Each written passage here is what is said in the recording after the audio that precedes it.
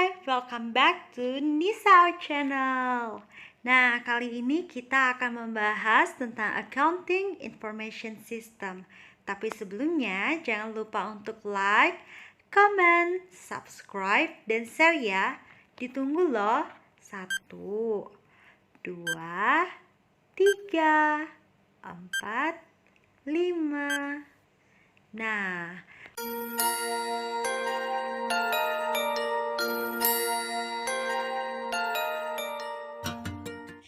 Nah, sekarang kita udah sampai ke adjusted trial balance.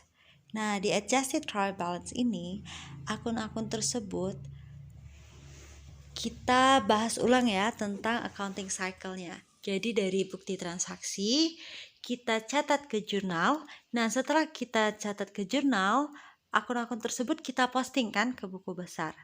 Nah, setelah kita posting ke buku besar, kita membuat unadjusted trial balance. Setelah membuat unadjusted trial balance, kita itu perlu membuatnya up to date, guys. Jadi kita buat deh adjusting entries-nya. Nah, setelah kita membuat adjusting entries, kan itu adjusting entries dalam bentuk jurnal. Adjusting entries ini juga harus kita posting ke buku besar. Sehingga hasil akhir dari saldo di buku besar yang sudah kita perbaharui dengan adjusting entries itu menjadi dasar penyusunan adjusted trial balance ini.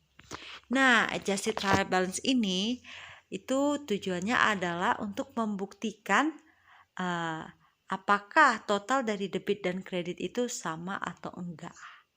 Nah, yang ada di ledger setelah semua penyesuaian. Nah,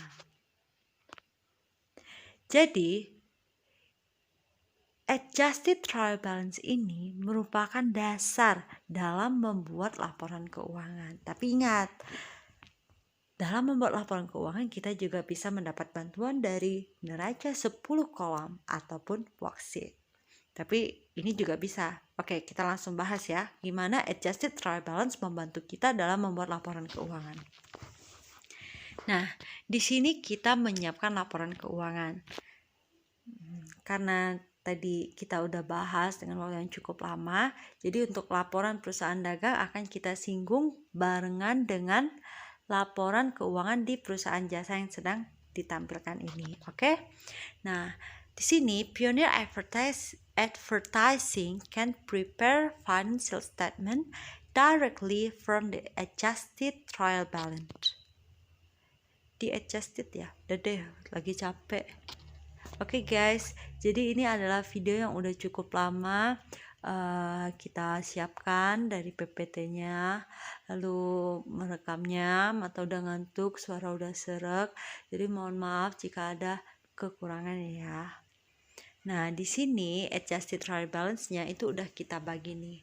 Ada bagian aset, ada bagian retained earning equity ya, ada bagian salary, revenue, nominal account. Nah, jadi seperti yang sudah kita ketahui bahwa nominal account ini biasanya muncul di laporan laba rugi. Dan dari laporan laba rugi kita bisa menyusun retained earning statement. Nah, karena dari laporan laba rugi itu kan ada net income. Langsung aja deh kita masukin nanti di retained earning statement. Jadi di sini yang dari service revenue itu kita bisa masukin ke revenue di income statement, dan dari macam-macam expense, macam-macam biaya ini bisa kita masukin ke expenses. Nah, dari revenue dikurang total expenses kita akan mendapatkan yang namanya net income atau laba bersih.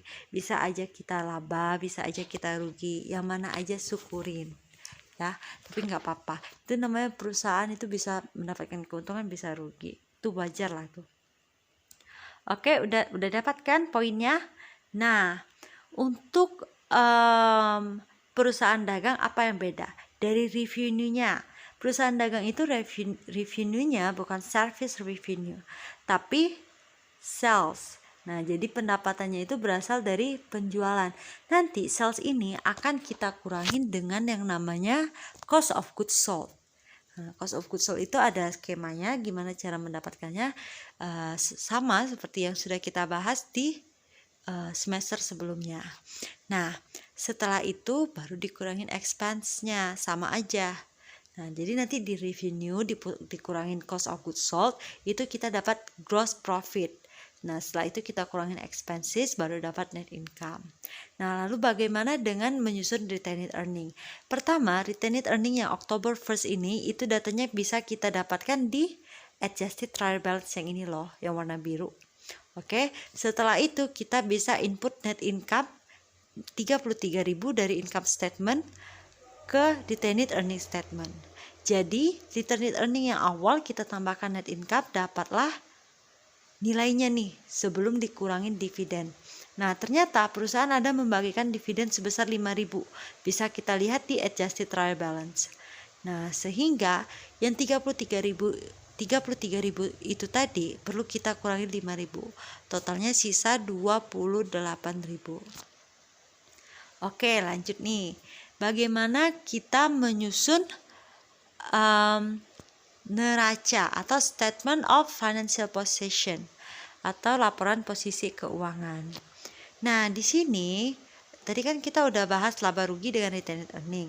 Yang masuk di statement of financial position itu adalah data dari retained earning, guys. Oke, jadi teman-teman bisa lihat di sini ada cash, account receivable, allowance for doubtful accounts, ada yang termasuk aset ya, akun-akun yang termasuk aset itu bisa kita input ke bagian aset di statement of financial position. Begitu juga untuk bagian hutang, bisa kita input ke hutang. Oke, liabilities.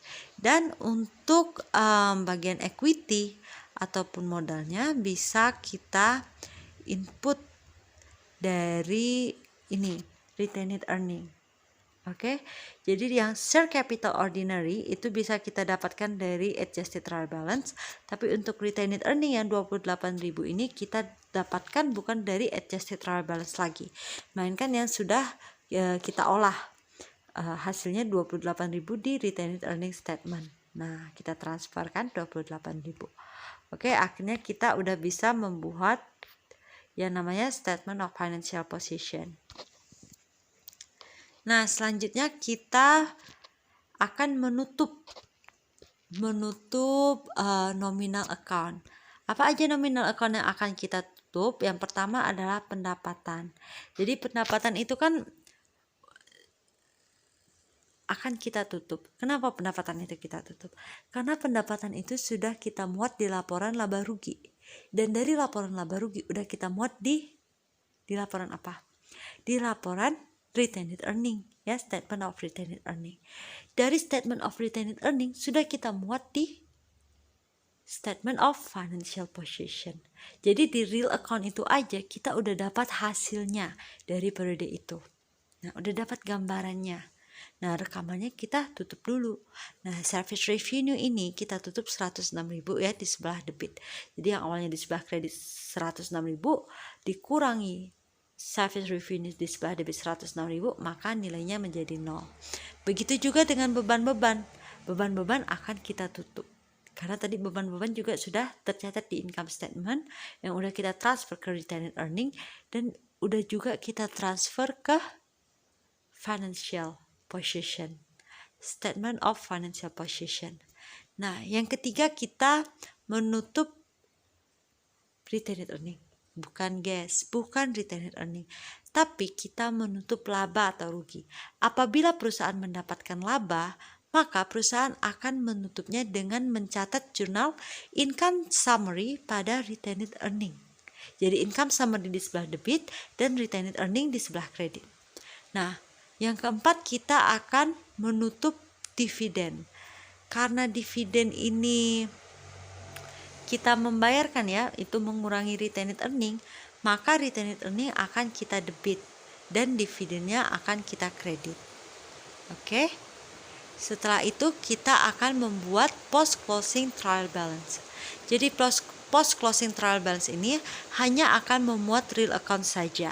Di sini yang adjusted trial balance dari yang akun-akun nominal itu udah nggak lagi berlaku, sehingga jadinya adalah post closing trial balance nih ya.